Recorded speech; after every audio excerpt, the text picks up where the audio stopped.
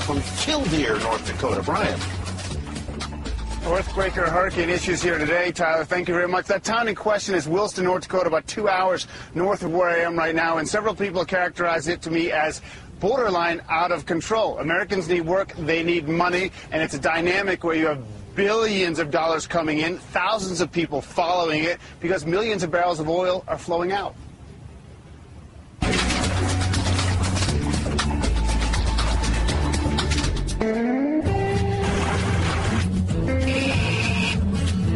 It's a zoo.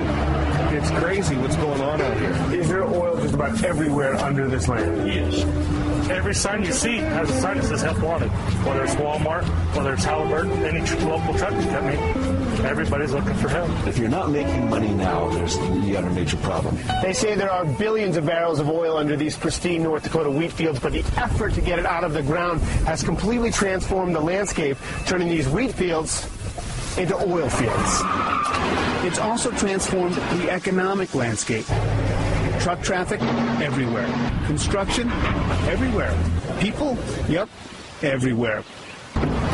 Even sleeping in Walmart parking lots. That's what I'm doing. Got my bed in the truck. That's basically what it boils down to. All for a job. All for a job.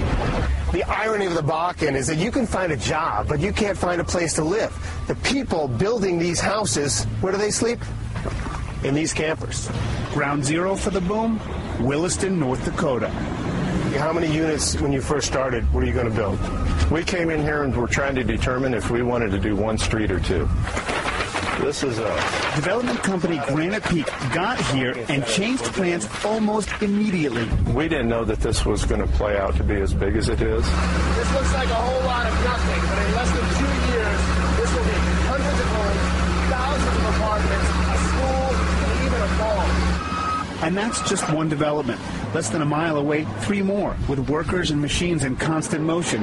But before they're built, people stay at truck stops, RV parks, motel rooms, which can actually be bought and sold for thousands. The lucky ones get the man camp. We have almost 3,000 bedrooms under management across hundreds of miles of the Bakken.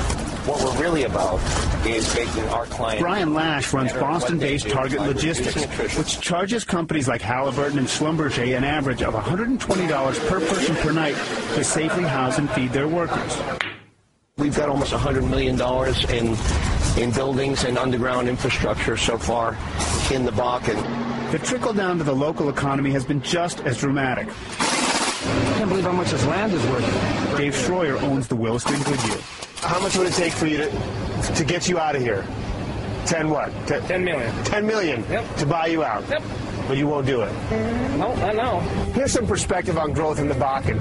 At its peak, it's projected to produce 2,100 wells a year. At 4 miles per well, that's 8,400 miles of pipe per year. Enough to go all the way through the earth and then some.